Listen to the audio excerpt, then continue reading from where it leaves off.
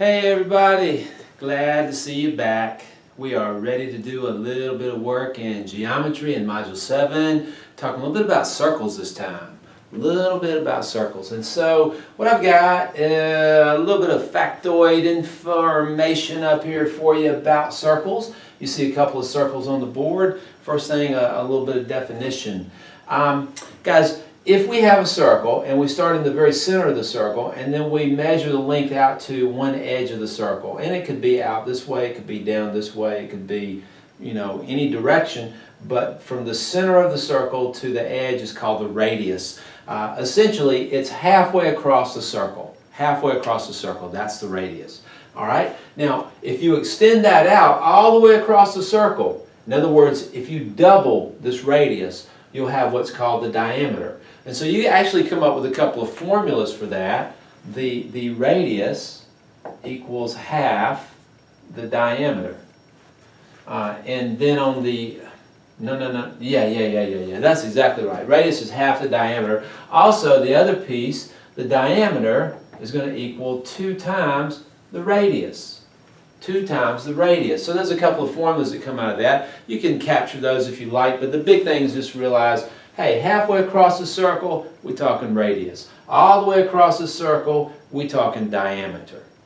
Now there's a couple of other things we need to be able to figure out with a circle. One is the circumference of a circle. The circumference of a circle, kind of like perimeter, is actually the distance around the circle. So if we were to measure around the circle, we'd have its circumference. Now we've got a special formula to figure out circumference that we want to give you. Circumference, see here, circumference equals pi times the diameter of the circle. Pi times the diameter of the circle.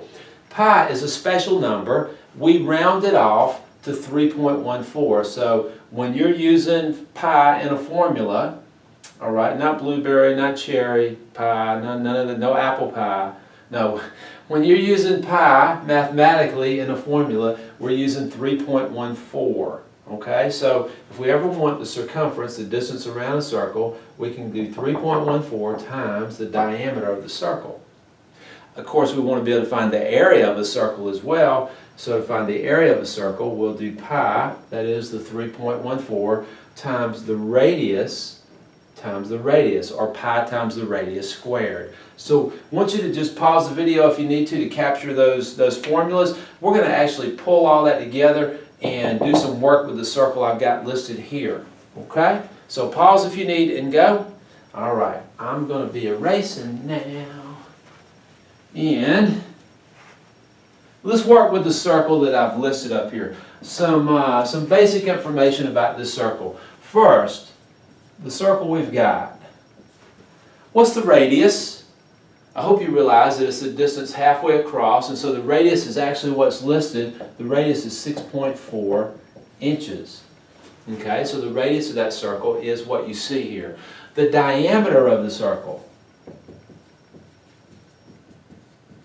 it's going to be that 6.4 doubled because it's going all the way across, so it'll actually be 12.8 inches. 12.8 inches.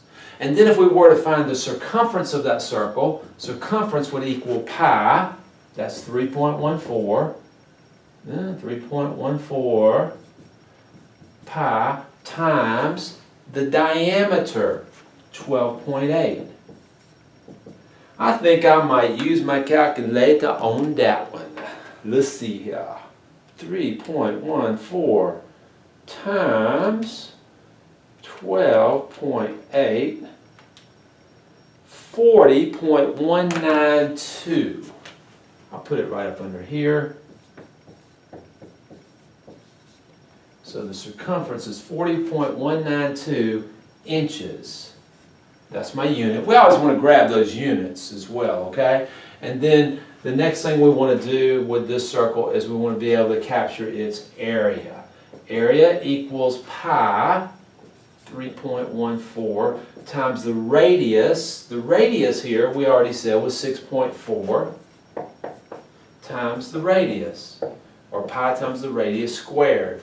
So we've got pi times the radius times the radius. Let's work that baby out. 3.14 times 6.4 times 6.4 equal 128.6144. 128.6144, and this is inches to the second power. We know anytime we're dealing with area, we're going to be talking about square inches here. Now suppose we want these rounded off. Many times they'll want to round them off to the nearest tenth or the nearest hundredth. Now how about we round these off to the nearest tenth? So if we round off our circumference to the nearest tenth, we're going to get 40 point, that 9 bumps that up to a 2, 40.2 inches. If we round off our area to the nearest tenth, we're going to draw our line there. The 1 leaves the 6 alone, so it's 128.6 square inches. So there you go. That's some information on circles that I hope will help you as you work your way through some of the math problems you've got to do. And I want you to jump back into your practice problems now and do similar exercise, practice through some of those, get help from your instructor, might even be me. Get help from your tutors around you, from your classmates if you need, and let's jump right on through this, and I'll see you next time.